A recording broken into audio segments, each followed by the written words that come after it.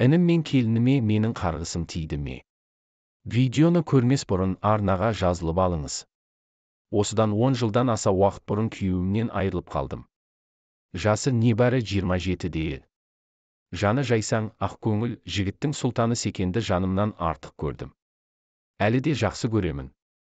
Үйленгенімізге бар жоғы 3-ақ жыл болғанда құрылыс алаңында биіктен құлап өлді.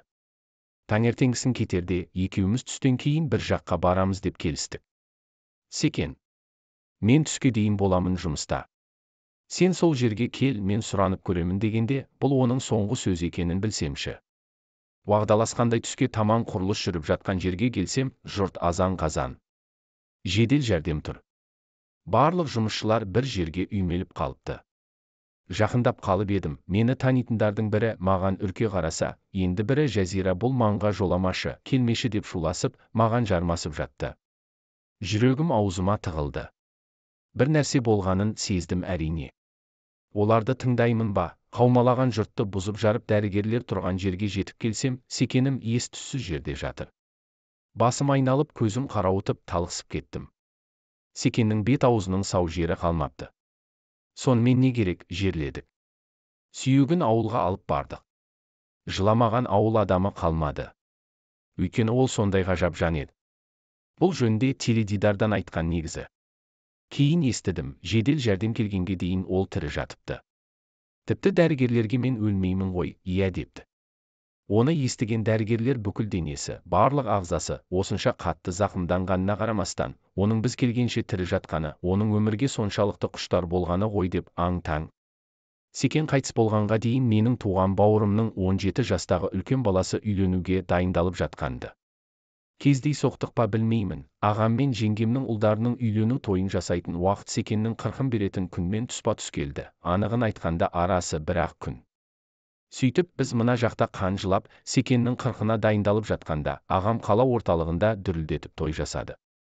Оның алдында мен ағама: сен менің туған бауырымсың. Секен қартайып тұрған жоқ. Әлі тым жас еді ғой. Өзің білесің, ол сені қатты құрмет тұтты. Сен енді оның аруағын сыйла. Жұрт түсінеді. Тіпті қолдайды. Бәріне хабарласып тойды тым құрғанда бір айға кейінге қалдыр. Жеңгеме айт, көндір оны, дедім жылап тұрып. Ағамның сондағы бар айтқаны мынау болды: менің қолымда не тұр дейсің? Жарайды, жеңгеңе айтайын. Бірақ ол көнсе. Мінезін білесің ғой. Өмірімде бірінші рет ағама дауыс көтердім. Оның осыншалықты ынжықтығына жыным келді. Жеңгем сөзінде тұрды. Той жасалды. Мен Секеннің туған туыстарынан қатты ұялдым. Кірерге тесік таппадым. Өзім күйеуімді жоқтап еңіреп отырған маған кейбіреулер ағам мен жеңгемнің істегендерін бетіме басқанда, Секеннің соңынан өліп қалғым келді. Рас, сол сәтте ондай ойлар болды менде. Бірақ 2 жастағы ұлымды қайтпекпін. Қысқасы, зығырданым қайнап отырып, менің көргенімді сендердің бастарыңа берсін деп салдым ағам мен жеңгеме. Алайда менің бұл айтқаным біреуге қарғыс болып тиеді-ау деп еш ойламаппын. Секен өлгеннен кейін арада 3-4 жыл өткенде мен аға жеңгемді кешіріп, бұрынғыдай араласып кеткен еді.